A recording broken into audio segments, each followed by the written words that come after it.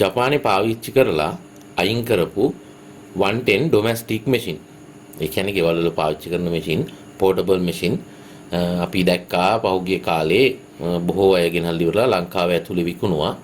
ඉතින් ඒ මැෂින් වල මෝටරය හෝ ස්ටෙප් ඩවුන් ට්‍රාන්ස්ෆෝමරය සම්බන්ධව මොන හරි ගැටලුවක් ආපුවාම ගොඩක් අය කරේ මැෂින් එක අයින් කරන එක. ඒකට හේතුව තමයි එකක් මෝටර හොයාගන්න නැහැ සහ මෝටර ගොඩක් ගණන්. දෙවෙනි කාරණාව තමයි මැෂින් එකට ගැළපෙන විදිහේ හොඳ ස්ටෙප් ඩවුන් ට්‍රාන්ස්ෆෝමරයක් ගන්න ගියාම ලොකු මුදලක් වැය කරන්න වෙනවා. ඉතින් මේකට විකල්පයක් තියෙනවා. සමහරක් මැෂින් වල විතරක් අපිට පුළුවන් ට්‍රාන්ස්ෆෝමර් එකට සහ මෝටර එකට 110 මෝටර එකට ලොකු මුදලක් වැය කරන්න වෙනවා. ඒ මුදල වැය කරන්නේ නැතුව අපිට ඒ කියන්නේ දැන් අපි තුමු ස්ටෙප් ඩවුන් එක ඇදලා හරි ස්ටෙප් ඩවුන් එකකට වඩා අඩුවෙන් අපිට මෝටර එකක් ගන්න පුළුවන් 230 මෝටර එකක්. 230 මෝටර එක හයි කරන්න පුළුවන්. එහෙම නැත්නම් 110 මෝටර එක ගොඩක් ගණන්. ඒතකොට 110 මෝටර එකට විකල්පයක් විදිහට අපිට 230 මෝටර එකක් හයි කරන්න පුළුවන්. ඉතින් මම අද ඔයගලන්ට කියලා දෙන්න යන්නේ අන්න ඒ කාරණාව ගැන. මම දැන් මේ ඕගොල්ලන්ට හයිලයිට් කරලා පෙන්නන්නේ මේ මැෂින් එකේ ආපු ඔරිජිනල් පවර් සොකට් එක. මෙතෙන්ටම තමයි අපි කකුලෙන් පාගෙන පෙඩල් එක සෙට් වෙන්නේ. මේක 110 පවර් සප්ලයි එකක් දෙන්න ඕන සොකට් එක. මොකද ජපානයේ පාවිච්චි කරන්නේ 110 නේ. ඒ කියන්නේ 110යි වෝල්ට්. ඉතින් මේ සොකට් එක තමයි ඔරිජිනල් එන්නේ. ඉතින් අර මොන හරි ගැටලුවක් වුණාට පස්සේ අපිට පාවිච්චි කරන්න පුළුවන් මෙන්න මේ විදිහට 230යි වෝල්ට් නේ ලංකාවේ පාවිච්චි කරන්නේ. එතකොට දැන් මේ ඕගලන්ට මේ පෙන්වන සොකට් එක අපේ සාමාන්‍ය ලංකාවේ පාවිච්චි කරන සොකට් එකක් මම මේකට හයි කරලා තියෙන්නේ. 110 එක ඩිස්කනෙක්ට් කරලා එතකොට අපිට මේකට 230 මෝටර එකක් දාලා මැෂින් එක පාවිච්චි කරන්න පුළුවන්. අයින් කරන්න අවශ්‍ය නැහැ. හැබැයි මේක කරන්න පුළුවන් වෙන්නේ ඔයාගේ මැෂින් එකේ අපි දන්නවනේ MB බෙල්ට් කියලා අපි සාමාන්‍ය normal motor වලට පාවිච්චි කරන බෙල්ට් එක තියෙනවා V shape එකේ තියෙන බෙල්ට් එක. ඒ බෙල්ට් එක පාවිච්චි කරන මැෂින් වලට විතරයි මේක කරන්න පුළුවන්. ඒ කියන්නේ ඔයාට XL බෙල්ට් එකක්, එහෙම නැත්නම් double XL බෙල්ට් එකක්, එහෙම නැත්නම් triple XL එකක්, එහෙම නැත්නම් 3M බෙල්ට් එකක්, අන්න ඒ වගේ වෙනස් බෙල්ට් පුලි පාවිච්චි කරන මැෂින් වලට හයි කරන්න බෑ නෙමෙයි අමාරුයි. කරන්න පුළුවන්. ඒක වෙනස් වෙනවා මැෂින් එකේ මාදිලිය අනුව.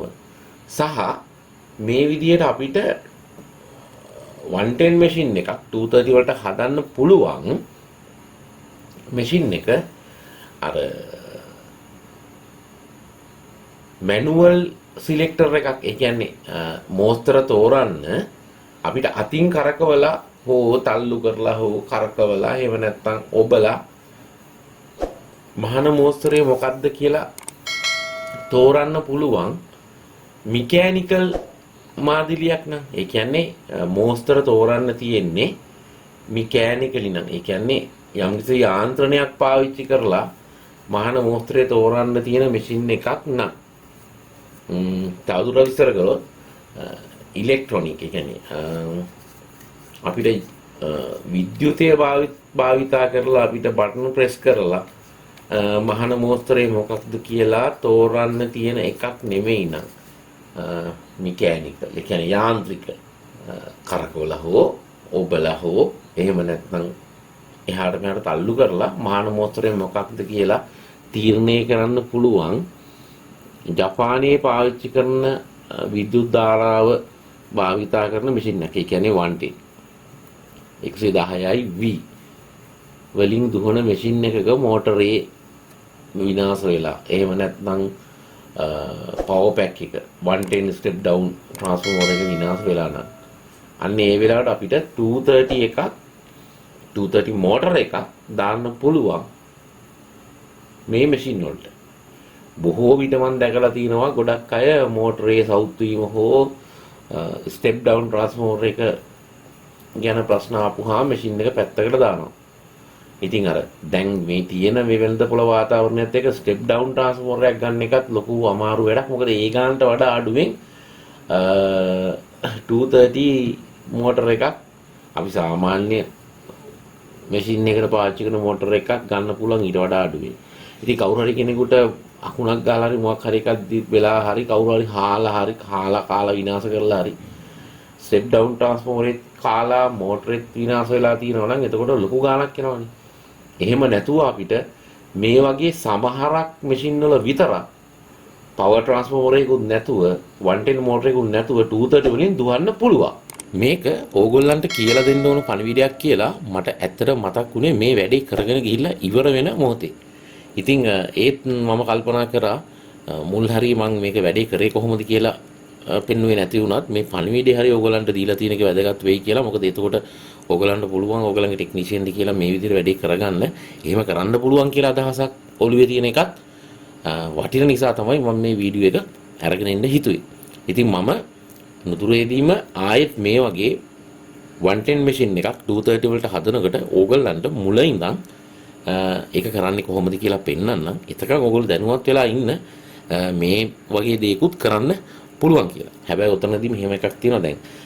ඒකේ මම අර කලින් කිව්වා වගේ එක මැෂින් වල තියෙන වෙනස්කම් එක කරන්න පුළුවන් මැෂින් තියෙනවා සහ බැරි මැෂින් තියෙනවා වගේම කරන්න පුළුවන් මැෂින් වලත් අපිට ඒ වැඩේ කරද්දි කරන්න වෙන දේවල් සහ කරන්න බැරි වෙන දේවල් වගේ දේවල් සහ ඒ මොන හරි අඩුපාඩුවක් කෙනෙකුට ඒකට යොදා ගන්න ආදේශකයන් වෙනස් වෙනවා. ඉතින් අපි ඒව ගැනත් එකින් එක කතා කරමු. තව ගොඩක් කල් අපිට තියෙනවා එකින් එක ඉගෙන ගන්න. ඉතින් මට අවස්ථාවක් හම්බෙන හැම වෙලේකම ඕගොල්ලන්ට වීඩියෝ එකක් කරන් එනවා. මේ 110 මැෂින් එකක් 230 කරන එක ගැන මුල ඉඳන් ඉවර වෙනකන් ස්ටෙප් බයි ස්ටෙප් මම ඕගොල්ලන්ට ඉක්මනින්ම වීඩියෝ එකක් අරගෙන එන්නම්.